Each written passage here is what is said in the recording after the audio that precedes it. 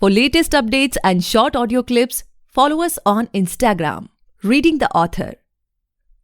Hey guys, welcome back to the podcast Reading the Author, a unique show where we read authors' mind and not their book.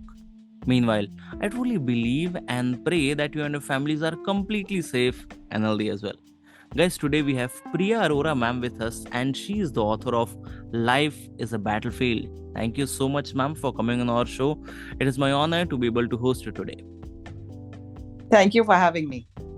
Pleasure, ma'am. So, ma'am, before we get into the podcast and know much more about your book, about your upcoming projects, about your take on different aspect of this industry, I would request you to please introduce yourself ताकि हमारे listeners आपके बारे में और जान सकें, and do share how you started this writing journey.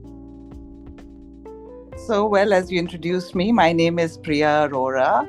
I'm a writer. I live in San Francisco, and I have written 2 books so far. The first one was Rama, Man of Dharma. My new book, which has just been launched, is Life is a Battlefield. And my subject is Vedanta and how it is applicable to us in today's world to make us happy. Actually, that's the purpose of my writing, because Vedanta is not religious. It's a philosophy that helps you deal with life and the troubles that life throws our way, and so that you can be happy and content and live peacefully. So that's, in a nutshell, my work. I also do YouTube Reels on the same subject, and do talks and lectures to spread the message. So, ma'am, after listening to this podcast, let's say, many people will just love to explore this book. They might be interested in buying and reading it too. So, when it comes to, let's say, talking from a new reader's perspective, what a new reader can expect from your book? Can you share insights? Sure. So this book is basically based on the Bhagavad Gita, which is the lessons that Sri Krishna taught Arjuna on the battlefield when Arjuna was in a panic attack. So what Sri Krishna did is he essentially got him out of that panic attack and got his mind to function more clearly. Okay. So that's all the Bhagavad Gita is. It's not anything to do. I used to think that it's to do with religion. It's to do with some puja or something. And people say that you should read the Bhagavad Gita not now. You read it when you're retired, when you have time. True. But actually, the Bhagavad Gita is a manual for life. And I always joke about it. I say a product manual is something you have to read when you get the product, not when the product is almost over. The life of the product is over. Then you don't open the product manual. So the reason it's a product manual is because, you see, in life, all of us are going to go through hardships. That is a given in life. Hardships, trouble, all these kind of things that we have to face on a daily basis. So what is the mindset that you can have to win the battle? So that's why my book is called Life is a Battlefield, because the battlefield is not just Kurukshetra. Kurukshetra is just a metaphor. The battle is actually one that we face every day, and this is in every age. It's got nothing to do with, Dwapara Yuga when this thing happened, the battle. This battle is a continuous battle. Human beings face trouble every day. No matter yesterday, today, tomorrow, it'll be the same story. But what we need to do is have a winning mindset. So that's why I feel this book is applicable to everybody, especially young people. Because you're starting off life as a young person, you want to have a winning mindset. You want to be able to deal with life in a way that you can be on top of it, not be overwhelmed by it. So that's the purpose of my book, and I hope that when people read it, it helps them get more in control of their lives and feel more anchored and be happy. Because in the end, if you're in control of yourself, you're happy. So that's what the book is about. Okay. So, ma'am, my next question to you of this podcast is as we talked about the perspective of a new reader, now coming to the point that we will be sharing this on social media as well. So people who have already read your book, they might be also listening to this podcast. So let's talk about the perspective of a person who have already read this book. So what they can expect from you as of now? Like, are you writing something, you want to experiment a bit on some other genres, or you want to stick to these genres only? What's upcoming, and is there anything in the pipeline? So, this subject, the subject of how we can deal with situations in life, is the one of the most important lessons we can learn. And it's something that equips us to handle any difficulty. So my writing revolves around this. So I have written a third book, which hopefully will come. That's about more about the concept of dharma, because we can think of it as religion, but actually it's not religion. It comes out of the same philosophy of how to lead a life which will keep you happy. So that's my third book, and it's along the same lines. I don't write fiction because I'm not that imaginative, but my subject is more philosophy. Okay, noted, ma'am. So, ma'am, we are in this industry for more than 8 years as of now, and like in 2021 Feb, we started this podcast, and the sole purpose was just to get close to as many authors as I can. And touchwood, more than 450 to 500 authors I have been personally in touch with. And what I have noticed very closely, ma'am, that most of them are trying to be known or remembered as a certain genre or certain type of author. So when it comes to you, like आज से अगर 1-2 साल बाद कोई देखता है कि okay, it's a new book by Priya ma'am, and that person has already read your book. So what sudden impact you want to create on that reader's mind? Okay, it's a book by Priya ma'am, it has to be like that, it must be having vibe like that, topic ये होगा, या let's say कि इस तरीके से होगी. कभी सोचा है इस बारे में from a personal branding perspective? Right. So, my writing actually has stemmed from my deep devotion to the subject. So, to be honest, I never really started writing to create a brand or to make myself famous in any way. I write because I think that we have such wonderful knowledge in our land. We have a great heritage in India. We're lucky to be born Indian. Actually, honestly, we are. And I realized this only after living in the United States. And when I got into Vedanta, I realized that it's such a jewel. It's a jewel that we don't really value because we don't know about it. Most people don't really know about it. We know about Ayurveda and yoga, and these are just the tip of the iceberg. And all of them, actually, Ayurveda, yoga, all of these come from the Veda. So, Vedanta is the original philosophy from which everything stems. So, my purpose and my sole purpose is to try and spread the message of Vedanta, which is a beautiful message of oneness. It's the message that says that in this universe, we are all one. We are all interconnected. And it's not a message of division. It's a message of unity. So my writing is solely directed to that purpose and not really directed to creating something for myself. You know what I'm saying? So if people read my work, they benefit from it, they enjoy it, that's my greatest joy. Lovely. In fact, I just share that I wanted to just connect with as many authors.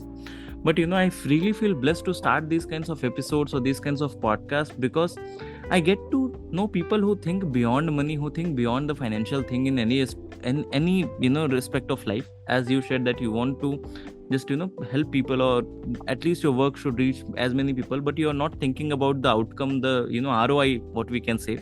So exactly. Thank you so much for coming and blessing this podcast and blessing this episode, ma'am. I truly feel grateful कि आपने हमारे show पे आए आप. No, thank you for having me. And the more people I can reach, as I said, my purpose is to spread the message. So if I can reach people, if they benefit from, and it's a message that benefits people, that's why. It's not a message that is going to change.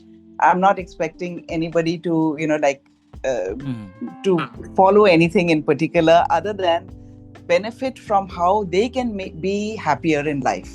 That's what it is. Actually, Vedanta makes you very happy. I've had in my life a lot of misfortunes, but And I came to Vedanta because of those misfortunes. But Mm. it's amazing how it is once you uh, start thinking differently. This philosophy makes you think differently. That's what it Mm. does. It Mm. alters the way you see problems. Mm. So the problems don't go away. I mean, you cannot say that, Exactly. read the Bhagavad Gita. Though they say that you open any page and you'll get the answer. No, it's not Mm. like that. It's not like, you have a specific problem. I have a terminal illness. Now let me open the Bhagavad Gita. Let me Mm. find the cure. You're not going to find the cure there. Mm. What Mm. you do find is the ability to handle your problems Mm. without getting stressed. So Mm. that's a huge thing. If in life problems will come, but if you can handle those problems calmly without getting stressed, Mm. then that creates a sense of peace within. Mm. And that's the message that I'm trying to spread, Mm. of how we as individuals got. And that's why I say it's not a religious message. You can follow any religion, you can be atheist also, it doesn't matter. We all are in the same boat when it comes to problems. So if we can change our mindset to handle them better, That's the then whole thing. why not? That's Yeah. the whole thing. That's the purpose of my writing, basically. Yeah. Lovely. Lovely. Okay. So, ma'am, in which year your first book was released? So the book was released actually last year in 2024 in September. Okay. And yeah, so that is Rama, Man of Dharma. And the reason why I wrote Rama, Man of Dharma is because, we think of the Ramayana as just a nice story. Hmm. But the reason why the Ramayana was composed, the original one, I'm talking about the one by Valmiki, the Ramayana was composed to actually enact Vedanta. So, Vedanta is a philosophy. It's difficult to communicate to people. It's much easier to communicate it through action. Because, just like nowadays, to be honest, people watch movies and TV serials and all this much more than they read books, sadly. But it's true. In today's world, the visual media is more appealing. And so the same thing was actually there from the beginning of time. So people always like a story. So if you call people and tell them, listen, come and listen to a philosophy class, you might not have too many attendees. But if you say, come and I am putting on a show of the Ramayana, then people will come because everybody wants to watch a show. So that's why the Ramayana was composed, to teach the philosophy through the drama. So it's a real story, but it's the real story was used as a medium of instruction. Okay. And the same with the Mahabharata. Same with the Mahabharata. It has exactly the same purpose. So, ma'am, my question to you is, as it's been almost a year, last year in September, the book was released. So, in this year of time, have you been with anything when it comes to, because what I feel that publishing has become much more easier as it was used to be, because we have KDP, we have self-publishing, we have lots of literary agents, traditional is already there. So the publishing has become much more easier, whereas the marketing and distribution has changed the game. So my question to you is कि in एक सालों में कुछ भी ऐसा आपको मिला, when it comes to any marketing strategy, any, let's say, any what we can say, any agents or anything that you have done for your book has generated the maximum ROI in terms of, let's say, reaching out to people or when it comes to sales, and you have thought कि नहीं यार ये चीज का ना ROI बहुत अच्छा है, मुझे हर बार ये करना है, या फिर let's say कि इसे रिपीट करते हैं अपनी हर बुक्स के लिए. इस एक साल में have you ever encountered anything like that? You see, actually, because I'm not looking actually at the numbers, that maybe this is odd, but as ROI is not something that I look at all. So what I do is I just focus on the education part of it. So what I have done is to reach people is I have a YouTube channel. And on that YouTube channel, I post shorts actually, because they're 1-minute shorts of clips that talk about this philosophy, an aspect of it. And I was really surprised that it's doing really well. And it's like in the last 3 months, The subscribers have really shot up. Like Wow. now I have about 27,000 subscribers, which I got in just a few months. Wow. And the most heartening thing is that they are from the age group of 18 to 35. Hmm. So that's a wonderful demographic, because these are the people Indeed. who are standing at the threshold of life. Well, They're the ones who actually can benefit from this philosophy. hmm. No, 60-year-old people, it's fine if they listen to it. But to be honest, it's better if you listen to it when you're 18. Then you won't be crying for your life till you're 60. Hmm. Definitely. Because otherwise you look back and say, oh my gosh, I wish I knew this before. I would have done so many things differently. If I knew this before, I wouldn't have been so upset about so many things, Hmm. So if you have this philosophy, it's like a kavach. That's what I Hmm. describe it. Wow. It's like a kavach. It Very protects you. And because it changes your way of thinking. So just think of in life, if a problem is not a problem anymore for you, how peaceful you'll be. Whatever you're stressed about, if that doesn't cause you stress, how peaceful True. you'll be. So True. that's what these books do. Okay. So, ma'am, like as of now, what's your current writing schedule? Like every day you devote some particular hours to your writing, or it's like random? Someday you get some thought, you just jot it down on the phone and a diary, and after that you write. How does it goes with you? So, I never sit down to write, because writing has to be very inspired by, you have to get that inner feeling. So, it's funny. Sometimes I wake up in the morning and a thought comes in my head first thing. And because I can't start, I don't want that thought to get out of my head. I pick up my phone and I go on the notepad. There's a notepad on my phone. And I just jot down exactly the thought that's come to me. And then later in the day, I sit down and I expand on it. But, writing has to be done in a moment of inspiration.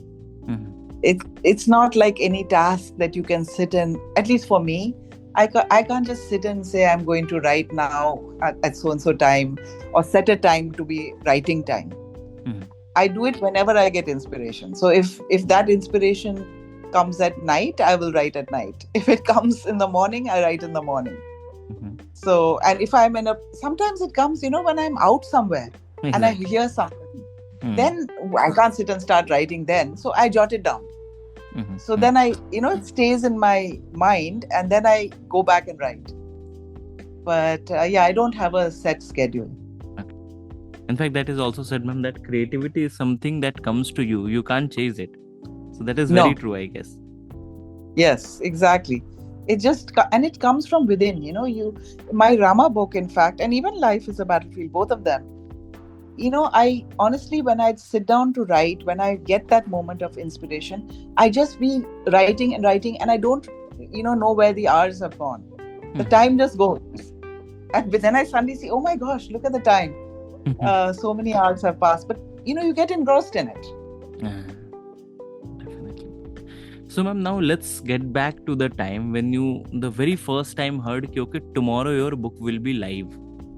Everybody will be able to buy it, read it, judge you on the basis of what you have written, because generally people think that whatever एक author ने जो भी लिखा हुआ है, it is the reflection of their thoughts. So in that moment, like उससे एक दिन पहले उस शाम को, what was going on your mind? Like, were you relaxed, excited? You just marked up some milestones. Okay, these many people know me. My book has to be sold out. These many copies. What was going on your mind at that time? See, that thought doesn't come in my mind now after Vedanta. I'll tell you why. Because that's one of the primary teachings of Vedanta, is to not worry about the result. Bhagavad Gita, there's that famous line, right? Karmanye vadikaraste ma phale kadachana. So then if I'm thinking about the result all the time, then that causes stress. So this is actually a perfect example in life where you just do your work diligently. Whatever you're doing, you do it diligently. And then the rest of it you have no control over. In life, there is effort and destiny. These are the two things that make us successful, actually. You can put in a lot of effort. If destiny is not on your side, you will not get anything. On the other hand, if destiny is on your side and you don't put in the effort, then destiny doesn't fructify. You can't, it doesn't give you the result, even if it's on your side. So you need both. So, but the only thing we control of the two is your effort. Nobody can control destiny, na? So it's best to put in all your effort into something and then forget the result. And there's tremendous peace that comes from that, actually, which is why that verse in the Bhagavad Gita is one of the most famous. It's the key to happiness. Just do your job and then leave the results. But you must do your job to the best of your ability. You can't just sit back and say, whatever destiny, agar milna hai to mil jayega. Wo to nahi hai, huh? You won't get it. You have to put in full effort. Whatever you're doing, whether you're studying for an exam, you can't be thinking, oh, will I pass? Will I get first? Will लिखा होगा तो पास हो जाऊंगा. लिखा हो जाए. नहीं, you have to study well. Exactly. And actually, if you put in full effort, the chances are you'll really do well. True. You don't have to worry about the result then. It's only when you don't study that you have to worry about the result. Exactly. Yeah. So, ma'am, probably my, let's say, last question to this podcast would be, after listening to this podcast, many people might start writing, or let's say they might be holding their first draft in their laptop, in the diary, in their notebook. So what would be your advice for those upcoming authors? So I always tell people that if they are writing a book, again, the same thing that we just discussed, don't think about how do I make this book successful. That is like the next step. First, focus on how to write that book. Write that book. Think of a good topic, which obviously, if you might have already selected one. But once you've selected that, put in your effort into that book. Not with the purpose of becoming famous or making it a bestseller. If you put in a lot of effort, hopefully it'll become a bestseller. But let that not worry you. That thought worry you. Don't start from the wrong side. Start from putting all your effort into your writing. That's what I would suggest. Okay, so that's all for today, guys. I hope you must have enjoyed this lovely and inspiring conversation with Priya ma'am. And if you do, then do follow our podcast, Reading the Author, available on all the leading podcast platforms. And don't forget to buy and read the book. Up just Amazon pe jaye, you can search Priya Arora. Else you can search both the books. The first one is Rama, A Man of Dharma. दूसरे book का नाम है Life is a Battlefield. दोनों books आ जाएंगी, जरूर खरीदें, पढ़ें और अपने चाहने वाले, जानने वालों के साथ जरूर शेयर करें. Thank you so much ma'am for choosing us. It was truly my honour today. It was my pleasure. I enjoyed this conversation. Thank you.